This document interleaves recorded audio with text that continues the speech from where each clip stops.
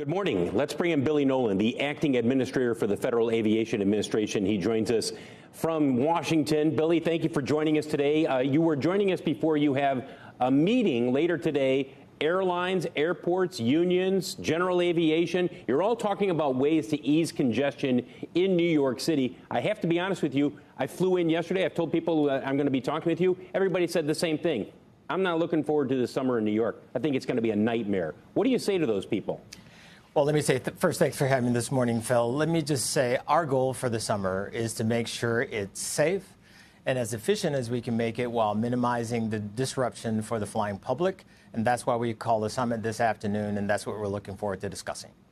You know, one of the things that you guys announced just within the last couple of weeks has been bringing down the slot restrictions for the three largest airlines. They're going to bring down their schedules about 10%. And in doing so, you said, look, we just don't have enough air traffic controllers to handle all of the flights. This is a prudent thing to do. Are you having trouble hiring air traffic controllers, finding the talent that you need in order to ramp up and add more air traffic controllers? No, in fact, we're on track to hire 1,500 controllers this year and 1,800 next year. We went out with a posting last year. We had overwhelming response to that. So we're hiring as aggressively as we can, and we want to get those through the pipeline and on the scopes as quickly as we can, Phil. You had the meeting a couple of weeks ago in Washington where you talked about, it was your safety summit, and you said, yes, look, we have to do better. We can't have the near misses, the runway incursions.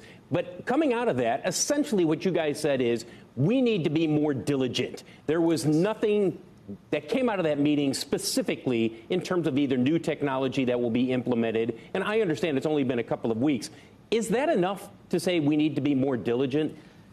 Well, you know what? We have a lot of technology in place, and we've got great procedures in place. Our goal and my message to the global industry was vigilance can never take a day off. We have to make sure that we're doing what we call basic blocking and tackling, that we're getting the fundamentals right. And we're certainly looking at technology, be it around runway safety.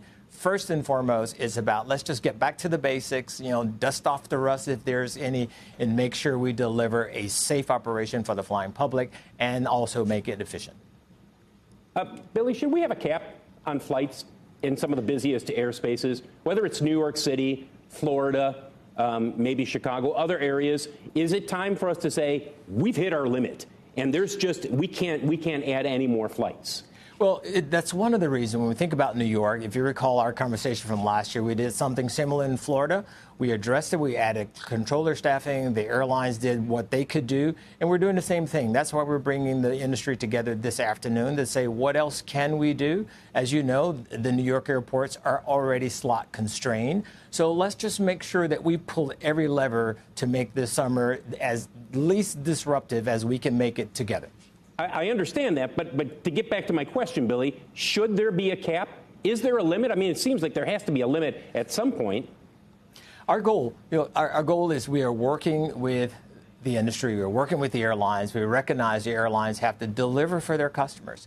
And for us here at the FAA, we have to deliver in terms of ensuring that we've got the right amount of staffing for our controllers, that the traffic is there. Yes, we're back to 2019 levels already, and in some markets even above that.